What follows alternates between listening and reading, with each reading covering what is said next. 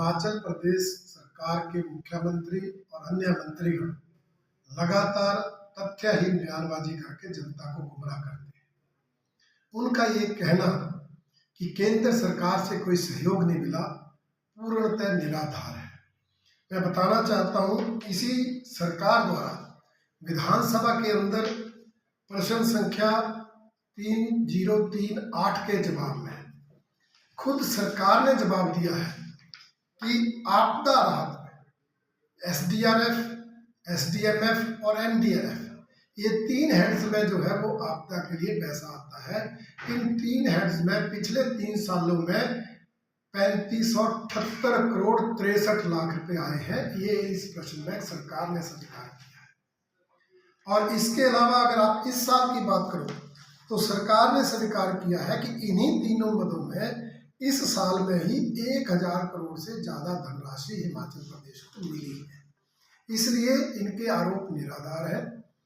मैं ये कहना चाहता हूं कि ये सिर्फ आपदा के मदों का पैसा है। इसके अलावा भी लोक निर्माण विभाग में प्रधानमंत्री ग्राम सड़क योजना, सीआरएएफ, अनेक मदों में अलग से पैसा आया है। जल शक्ति विभाग में अनेक योजनाओं को अलग से पैसा आया है। प्रधानमंत्री आवास योजना से उनके जिनको मकान चले गए थे आपदा में उनके लिए पैसा आया है। वो धनराशि इससे अलग है। 3578 करोड़ तो 3 साल में सेंटर से आ गया। तो इसलिए उनके आरोप निराधार है। और मैं ये भी कहना चाहूंगा कि प्रदेश सरकार अपनी ओर से कुछ नहीं कर रही, दूसरों पर आरोप लगाना ही काम है। खुद 4500 करोड़ रुपए के पैकेज का ऐलान किया और 2023 की आपदा में सिर्फ 256 करोड़ रुपए के लाभ दिए। 256 करोड़ बांटा, हल्ला 4500 करोड़ का किया। इसलिए मेरा आग्रह है, माननीय मुख्यमंत्री जी आत्मचिंतन करें, अपनी सरकार की कारगुजारी देखें, उसको सुधारें। और इस साल फिर आपदा आ गई है, 2023 की तरह राहत देने की बजाय सही मायने में सही लोगों को राहत पहुंचाई जाए। ना तो इसमें भाई भतीजावाद हो, ना इसमें भ्रष्टाचार हो। सही लोगों को सही राहत मिले, ये मैं मांग करना चाहता हूँ। हमारे सभी सांसद, आदरणीय हमारे प्रदेश से संबंधित पार्टी के राष्ट्रीय अध्यक्ष, केंद्रीय स्वास्थ्य मंत्री श्री जगत प्रकाश नड्डा जी के नेतृत्व में, गृह मंत्री श्री अमित शाह जी, जो इस आपदा के जो फंड होता है उस कमेटी के ये चेयरमैन होते हैं, उनसे मिले। वित्त मंत्री श्रीमती निर्मला सीतारमन जी से मिले और सभी सांसदों ने एक स्वर में हिमाचल प्रदेश को आर्थिक मदद की गुहार लगाई, तभी ये 1000 करोड़ रुपए आया है। और उसके अलावा फील्ड में हमारे सांसद हैं अनुराग ठाकुर जी, 2 दिन पहले ही मेरे श्री नैना देवी जी विधानसभा क्षेत्र में आपदा प्रभावित क्षेत्रों में जाकर आए। बिलासपुर जिला में बिलासपुर सदर कुमारनी विधानसभा क्षेत्र में जाके आए। वो सराज के आपदा के समय में सराज पर भी गए थे और यहाँ भी आए हैं। और उन्होंने हमें कहा भी है कि मेरी सांसद निधि से जो आपके यहाँ विकास कार्य होने हैं उनकी प्रपोजल बढ़ाइए, मैं सांसद निधि से पैसा दूंगा। इसलिए ये आरोप निराधार है।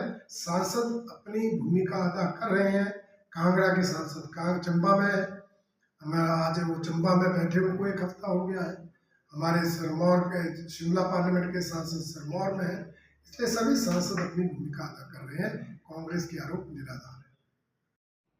पिछले 2-2.5 महीने से लगातार हो रही बारिश के कारण हिमाचल प्रदेश पूरी तरह से अस्त व्यस्त हुआ है।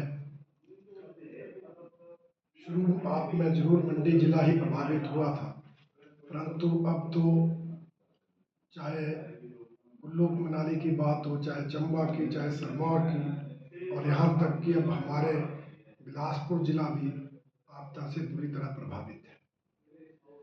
यहाँ तक कि मेरे श्री नैना देवी जी विधानसभा क्षेत्र में ही अगर हम इस आपदा के दौरान आकलन करें तो लगभग 100 घरों को नुकसान हुआ है। 100 घर डैमेज हुए हैं। ज्यादातर नुकसान हमारी मंडियाली, भाखड़ा, मझेर, री, छड़ोल पंचायतों में हुआ है। कोठीपुरा, खरकड़ी, परंतु बाकी पंचायतों में भी छुटपुट नुकसान हुआ है, जिसके कारण लोग पूरी तरह से प्रभावित हुए हैं।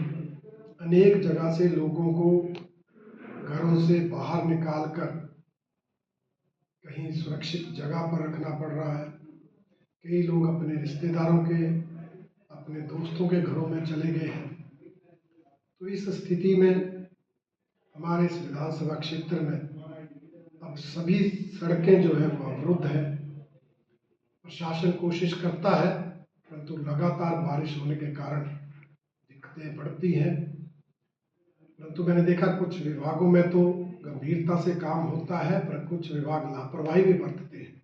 एक तो मेरी अपील कि भाई सभी विभाग इस दौरान, आपदा के दौरान, गंभीरता से काम करें, बिजली पानी मुहैया हो, सड़कें रास्ते जल्दी से जल्दी खुलते रहें, इसका प्रयास सबको करना चाहिए, गंभीरता से करना चाहिए।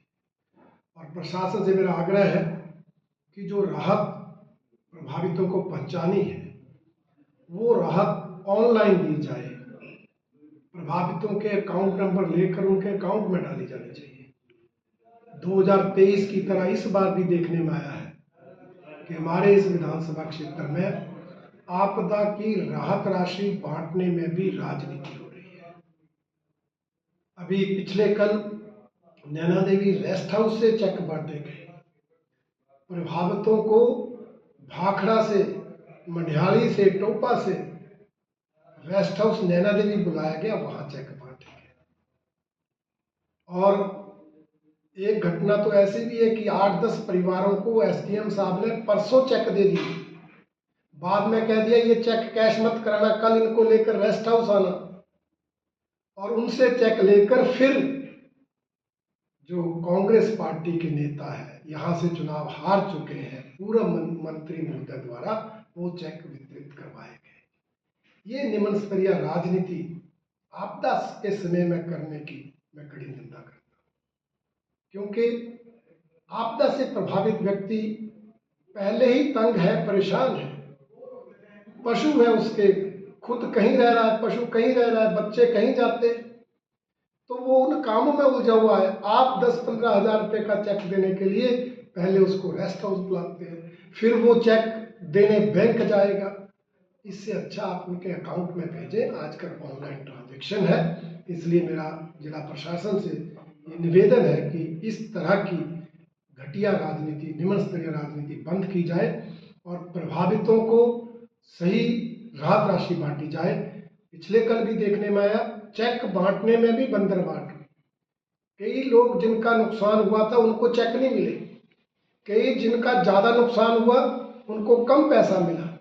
इस तरह की जो भ्रष्टाचार, भाई भतीजावाद, बंदरबाट है, उसको बंद करके सही राहत राशि सही प्रभावितों को पहुंचे, ये मैं मांग करना चाहता हूँ। गंभीर विषय है कि माननीय उच्चतम न्यायालय को हिमाचल प्रदेश में हो रही आपदा का संज्ञान लेना पड़ा, क्योंकि यहाँ हिमाचल की सरकारों ने, चाहे कोई किसी पार्टी की सरकारें नहीं, इस दृष्टि से विकास नहीं किया, ये विचार रखकर विचार नहीं किया कि कल को इसके क्या परिणाम आएंगे। जो हमने विकास किया है, मैं मानता हूँ पहाड़ पर विकास हुआ है, सड़कें भी बनी हैं, घर भी बने हैं, रास्ते भी बने हैं, परंतु वो इस ढंग से बने हैं कि आज वही विकास जो है विनाश का कारण बन रहा है।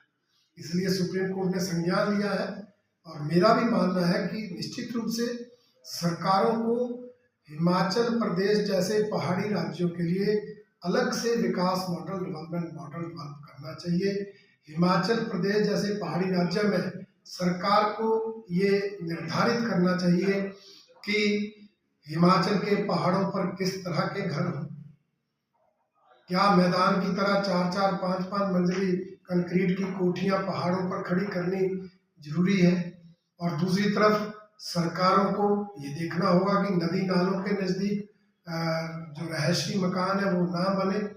सरकार को ये देखना होगा कि जो अवैध कटान होता है वो बंद हो, पेड़ पौधे लगाए जाए, उनका संरक्षण हो। जितने पेड़ पौधे हमारे पहाड़ पर होंगे उतना ही नुकसान कम होगा। इसी तरह से अवैध खनन को रोकना पड़ेगा, क्योंकि अवैध खनन भी कई बार जो है इस आपदा का बड़ा कारण बनता है। परंतु देखने में आया कि सरकारों के कर्णधारी इस अवैध कटान हो चाहे अवैध खनन हो, इन कामों में लगे होते हैं। इसलिए ये सब स्थितियां ऐसी हैं कि सरकारों का इस पर रवैया ठीक नहीं होता। इसलिए माननीय उच्चतम न्यायालय ने संज्ञान लिया है और मेरा मानना है, मैंने विधानसभा में कहा था कि आज जरूरत है कि हम पहाड़ के लिए अपना एक अलग विकास मॉडल बनाएं, हम मैदान की नकल ना करें और तब जाकर जो है हम हिमाचल प्रदेश को बचा सकेंगे, पहाड़ों को बचा सकेंगे, अपने प्राकृतिक सौंदर्य को बचा सकेंगे। हमसे जुड़े रहने के लिए हमारे YouTube चैनल को सब्सक्राइब करें और नई वीडियो की नोटिफिकेशन के लिए बेल आइकॉन को दबाएं।